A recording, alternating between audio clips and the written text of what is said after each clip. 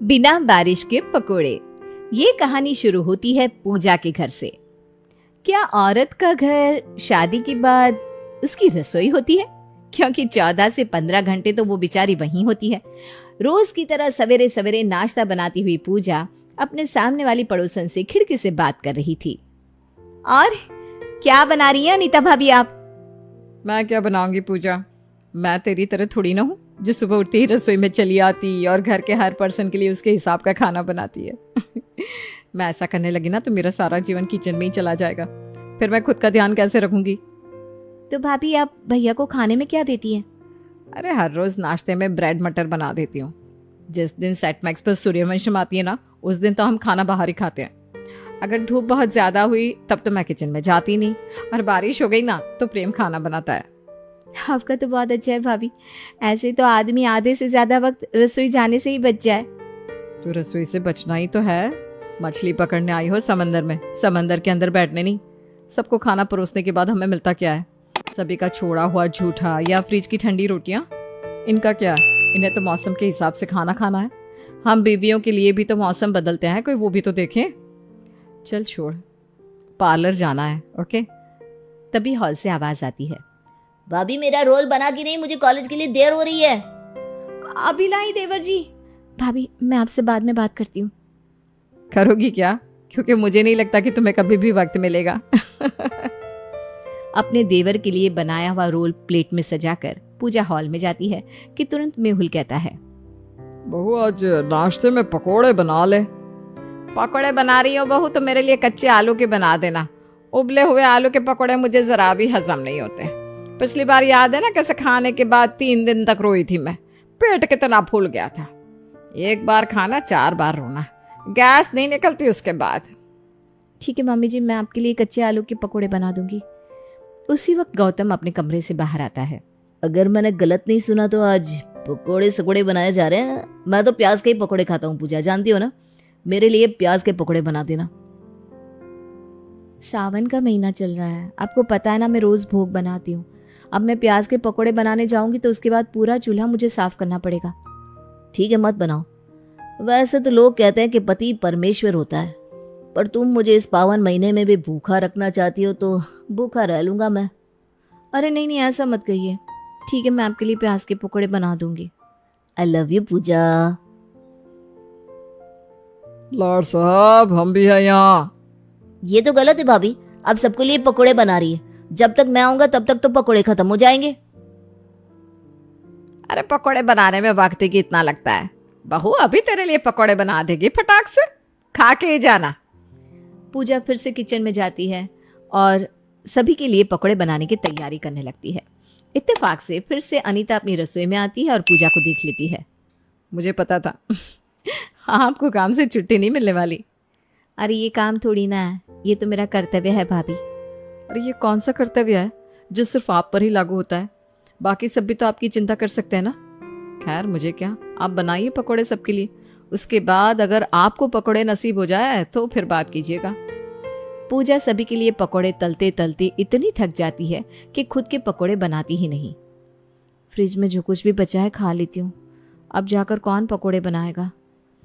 Fridge का बासी ठंडा खाना लेकर पूजा खा ही रही थी कि अंकिता उसके घर आ जाती है।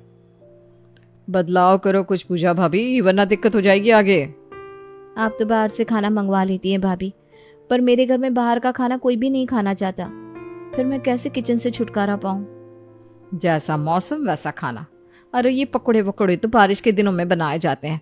रोज रोज रोटी, अलग से पकोड़े, चटनी, सलाद। अरे क्यों भाई साहब इतना कुछ? भाभी ये तो मैंने सोचा ही नहीं था। अब इस घर में मौसम के हिसाब से ही वैरायटी बन जाएगी। और उसी रात से पूजा पूरी तरह बदल जाती है। रात को सभी एक साथ बैठे थे, तभी गौतम कहता है, रात के खाने में क्या है पूजा? आलू की सब्जी और रोटी। अच्छा एक काम करो, सुबह का बेसन तो बचा ही होगा, उसे खत्म कर दो। जो बेसन का घोल बचा है उससे पकोड़े छान दो मेरे लिए, मैं पकोड़े ही खा लूंगा। अच्छा तो फिर आपके हिस्से की बची हुई सब्जी कौन खाएगा? कोई नहीं, फिर उस सब्जी को मुझे फ्रिज में रखना होगा। फिर फ्रिज की उस बासी सब्जी अगले दिन कौन खाएगा? अब से इस घर में ये सब नहीं होगा। बारिश हुई है क्या जो आपको पकोड़े चाहिए? रोटी सब्जी बनी है, खा लीजिए। आज पहली बार पूजा के मुंह से ना सुनकर सब चौंक जाते हैं। पूजा अपने खाने की प्लेट लेकर कमरे में चली जाती है। मेरी अन्नपूर्णा ने तो आज 9 बजे रसोई कैसे साफ कर दी और खाने को ना भी बोल दिया। मेरी पूजा तो ऐसी ना थी। शायद भाभी थक गई होगी मम्मी। अगली सुबह हाथ में सब्जी की थैली लिए सुजाता हाँफते हुए घर लौटती है और अपनी बहू को आवाज लगाती हुए कहती है, पूजा, पूजा कहाँ है बेटा? देख आज मैं तेरी पसंदीदा भिंडी लेकर आई हूँ। आज भिंडी बना लेना। सबकी मन की करते करते तू अपनी मन की कर ही नहीं पाती ना। कितनी फिक्र करती हैं आप मम्मी जी मेरी। देखिए तो कैसे हाँफ रही है। आप जरूर सस्ती सब्जी ढूंढने के चक्कर में मंडी में अंदर तक चली गई होंगी। बैठिए, मैं आपके लिए पानी लेकर आती हूँ। अरे नहीं बहू, देख थैली में ना ताजे रस वाले नींबू लेकर आई हूँ, उससे शिकंजी बना ले। तेरे लिए भी बना लेना, फिर दोनों साथ में पियेंगे। जी मम्मी जी। रसोई में जाकर पूजा जैसे ही नींबू काटने जाती है, पूजा को रसोई में देखते ही अपनी खिड़की से अनीता कहती है, सुबह के 8 बज रहे हैं। अगस्त का महीना है, इतनी धूप भी नहीं है कि शिकंजी बनाई जाए। आपको रसोई में रहना है क्या भाभी? अच्छा याद दिलाया भाभी आपने। अरे पूजा, क्या कर रही थी तू ये? पूजा बाहर आती है और अपनी सास से कहती है, गर्मी का मौसम तो है नहीं मम्मी जी कि शिकंजी बनाई जाए। जग में पानी भरा हुआ है, आप ले लीजिएगा, और नाश्ता मैंने बना दिया है। मैं जरा बाहर होकर आती हूँ। ये कहकर पूजा अनीता के घर चली जाती है। बहू ने तुझे शिकंजी देने से मना कर दिया? यह तो बड़ी अजीब बात है। अब रसोई में तीनों वक्त का मिलाकर एक ही वक्त का खाना बनता, बाकी सभी को वही खाना गर्म करके खाना पड़ता। इसी तरह दिन बीतते जाते हैं। एक दिन निखिल अपनी भाभी से कहता है, कल अगर मटर खाने को मिल जाए तो मजा आ जाए, नहीं भाभी? मौसम है क्या मटर खाने का देवर जी? इतनी अच्छी आलू की सब्जी बनाई है मैंने, खाइए, मजे लूटिए। वैसे बड़े दिन हो गए, आजकल पकोड़े भी नहीं बनते। तुम तो पहले कभी छोले भटूरे, कभी पाव भाजी, क्या क्या नहीं बनता था हमारे घर में। ये पाव भाजी, छोले भटूरे छुट्टियों में अच्छे लगते हैं। अभी रक्षाबंधन आ रहा है ना, फिर दिवाली आएगी, उस दिन बना दूंगी। रोज रोज बनाने की चीजें थोड़ी ना ये। अच्छा ठीक है। इस तरह अनीता की बात सुनकर पूजा किचन से फ्री रहना शुरू कर देती है। अब दिन भर फ्री बैठी पूजा को कुछ समझ में नहीं आता कि वो क्या करे, जिस कारण वो चिड़ी चिड़ी रहने लगती है। इसके अलावा घर के लोग बार बार एक ही खाना खाने से परेशान होकर कम खाना शुरू कर देते हैं। पता है मम्मी, आज मैंने वेट चेक किया, पिछली बार 75 था और आज 71। मुझे भी ना आजकल बस चक्कर आते रहते हैं बेटा। बहू ने हम सबकी आदतें ही बिगाड़ दी थी। गर्मा गर्म खाना खिलाती थी, स्वादिष्ट खाना खिलाती थी। अब तो एक ही वक्त बना हुआ खाना बार बार खाने का मन भी नहीं होता। एक काम करती हूँ, आपसे मैं ही खाना बना लेती हूँ। और अपने घुटने के दर्द से परेशान, शरीर में 10 बीमारियां लिए सुजाता जैसे ही रसोई में जाकर स्टव ऑन करती है, पूजा भागते हुए रसोई में आती है और अपनी सास का हाथ पकड़ लेती है। 4 महीने पहले ही जल गई थी ना आप? डॉक्टर ने आपको गर्म चीजों के पास जाने से मना किया है, फिर भी आप किचन में आ गई। अब तुझे काम करने में थकावट हो रही है ना बेटा, तो मैं काम कर लेती हूँ। क्या फर्क पड़ता है, काम तू करे या मैं करूँ? और डॉक्टरों का तो रह नहीं दे, वो तो चाहते ही नहीं कि उनके पेशेंट कोई काम करे, ताकि उन्हें उनकी फीस मिलती रहे। मैं भी कितनी पागल थी मम्मी जी, जो अनीता भाभी की बातें सुनकर अपने घर वालों की फिक्र ना करके सिर्फ खुद की सोच रही थी।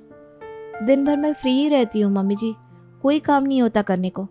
अकेले बैठे रहने के कारण मेरे सर में और दर्द हो जाता है। ये रसोई मेरी है मम्मी जी, और इसे मैं ही संभालूंगी। पूजा ये कह रही थी कि तभी अचानक अनीता के घर से जोर जोर से चिल्लाने की आवाज आने लगती है। उसका पति उसका हाथ पकड़कर घर से बाहर ले आता है। मेरी माँ को मुझसे अलग कर दिया तुमने, अब तुम मुझे भी मारना चाहती हो। कितना फ्रस्ट्रेटेड करोगी अनीता? तुम मुझे डिवोर्स नहीं दोगी मुझे पता है, पर मैं तुम्हें डिवोर्स देता हूँ और ये रखोगी ये घर अपने पास। मैं जा रहा हूं यहां से। जो खाना बनाने के काम को पुण्य का काम ना समझकर बोझ समझे, उसके घर में तो ये होना ही था। ये कहकर पूजा अपनी रसोई की खिड़की बंद कर लेती है ताकि उसे कभी भी अनीता का चेहरा ना देखना पड़े। कुछ देर में पूजा सभी के लिए उनके पसंद के पकौड़े बनाकर बाहर ले आती है। अरे वाह, बिना बारिश के पकौड़े।